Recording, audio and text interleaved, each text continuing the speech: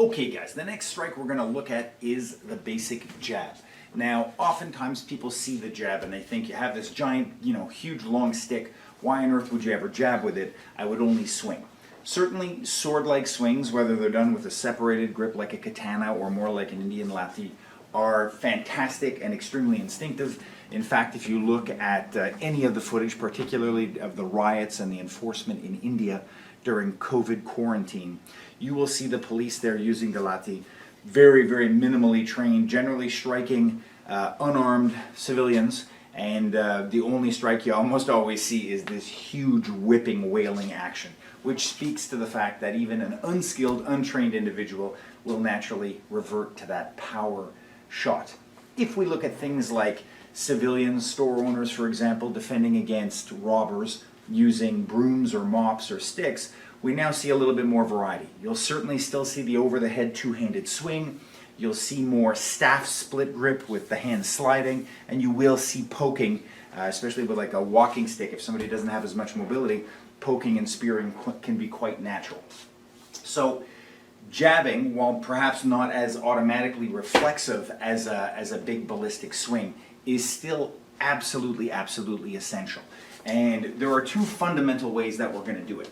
The first is what we might term a short jab, and exactly as we'll see with the bayonet, the short jab is basically done so that the base end stays overlapping and close to the body.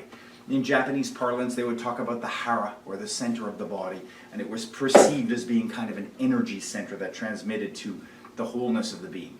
We know it's nothing that mystical, it's just about center of mass over the base of support. But if it's closer to my body, it's going to be stronger, it's going to be rooted, it's going to be harder to have it wrested away from me. So this kind of short jab can be done sort of statically and fixed, but generally in application is going to be a little poke, and it's going to be pulled back, retracted quickly to avoid it being taken away from us.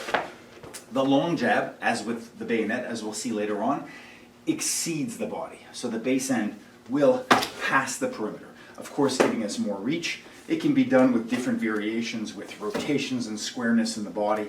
In one of our katas we have basic long stabs being done like this, and then the ultra long being done by pursing out the heel. So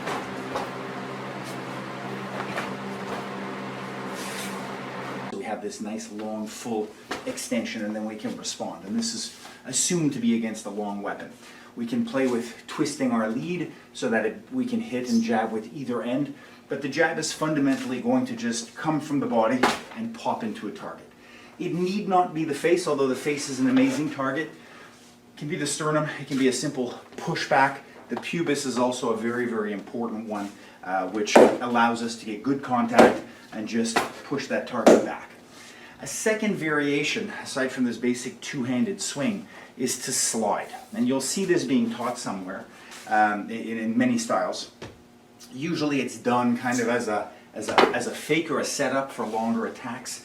It's not as secure in the hand. The top hand will make more of a ring, and the bottom hand will be my primary pusher. So the test for this is to make sure that the bottom hand is gripping firmly with those smaller fingers so that I could sustain it with one hand. Again, although not quite as strong, it's still extremely powerful, and if we were to take that to the face or the body, there's more than enough power there to push an opponent back. If I had somebody swinging a knife and I was looking to keep distance, I might be parrying here, and then just because that extends, right, full reach, I can pop in. I'm knocking pieces of tire off his face. So the long one is more of an exception state, and it's usually going to feed into alternate strikes.